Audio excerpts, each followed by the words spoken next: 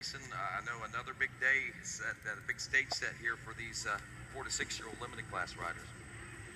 Big stage set, but very hard for me to understand. Oh, rider down right out of the gate. I was going to say, challenged on me to explain the name of our heat race winner, Will Canaguier, I think it was, that won the heat race on the number 708 Bell Helmets Whole Shot Award on the line. And 708 got it. So 708, Canaguier grabbing the Bell Helmets Whole Shot Award in this one. First class, but the bikes were so quiet we could hear the radio. Yeah, how about this? How old is that rider?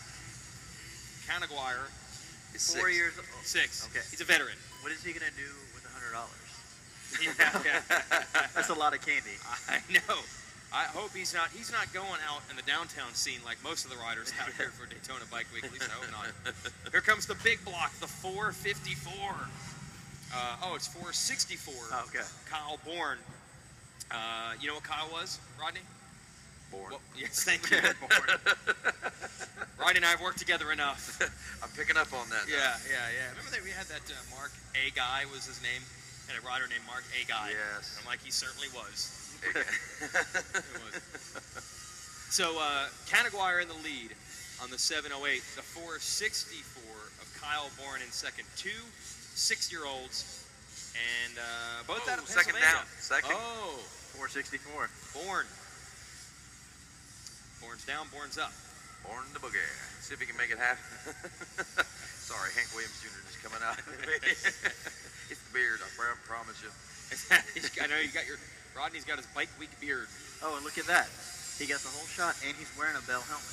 Oh, right. So maybe a sponsorship there, too. Especially with the RCSX win.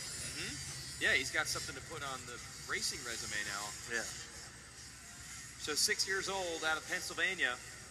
Way to enjoy a nice little winter ride session. You're probably snowed in back home. Look at the lead he has now that second place has gone down. Drew Adams, the number 300, back in the number 2 spot. Braden Ford, the 54, is third. Kyle Bourne, the 464, now up in the number 4 spot. Wyatt Bass, the 211, is 5th. Jonathan Getz, 22, is 6th. Cade Oldbirding, the number 19, is 7th. The 14 of Miles Naker is 8th. 9th place, 901, Austin Ober. And Mason Brandow, the 124, rounds out your top 10. A lot of new names in this one, Jason. I think that the new amateur season brings a fresh new group of 4 to 6 limited classes riders to us. And surprisingly, it hasn't brought us any new names from Bakersfield, California. Finally, the door is open for someone outside of Bakersfield to win a 50 class. What about this, though? Wait, our leader just stalled. Got going again. He's all right. Go ahead. He's back. Lead's been shrunk, cut in about half now. What do you got, Sean? Chad Reed's son and Josh Grant's son. They're going to be out here soon. I've seen videos on Instagram and stuff like that of those guys riding CW, so you're going to see them here soon. Yeah, second generations. Yeah, I think I said when there's on one of the commercials on TV. On Supercross, for Discount Tire. Yeah, like Chad Reed always wins opening ceremonies. Like he gets a standing ovation because his kid will come out with him, and then he'll chase him down, and like you can't help but to like stand up and clap for the guy. So it's pretty cool to see him win a few weekends ago. I think he had Tate ride with him in opening ceremony. I think Tate was 2. Really? Rode the motorcycle, no training wheels, in at Anaheim. I think it was 2 years ago. I think he's going to be 5 soon, but he's 4 right now and about to turn 5. But I think he was 2. Well, I thought my kid was amazing when he did it at 3, man. I mean, it's Chad Reed, so yeah, you have to understand. I just talk about racing. His dad actually races. So. Trying to pick up the numbers here. They're pretty small on these machines. Canaguier, Drew Adams is 300. Kyle Bourne is back in the fight. Third. He is. He's been. Kyle Bourne hanging it out. Still going for the lead. Second time he's been in second place and fighting for the lead in this one. You can tell the kids that are not used to losing, you know? They fight so hard to get back up front because that's where they expect to be and that's where they think they are supposed to be. And they push so hard and work so hard to get back up there that I don't even think they realize how fast they're making themselves by doing that. Because look at the intensity level that 464 of Kyle Bourne is racing at now, as he has got Canaguier now nearly against the ropes as they head down that big front stretch here at Daytona International Speedway. He made up some serious time right there, Bo. Just look how small these riders are, and their heads bounce around like a little bobblehead. Yeah. No, it's true. In fact, in this section, we can only see the helmets. Yeah. See So the you just rest see of it just bobbing around, and then they come over the jump. A 1:21.872 lap time by Kyle Bourne last time around. He was 0.6 of a second behind and about a second and a half faster. So in theory, I think that Bourne, you expect to be out into the #1 spot. With lap traffic coming on, this could also play favor for Bourne in this #2 spot to take over the lead.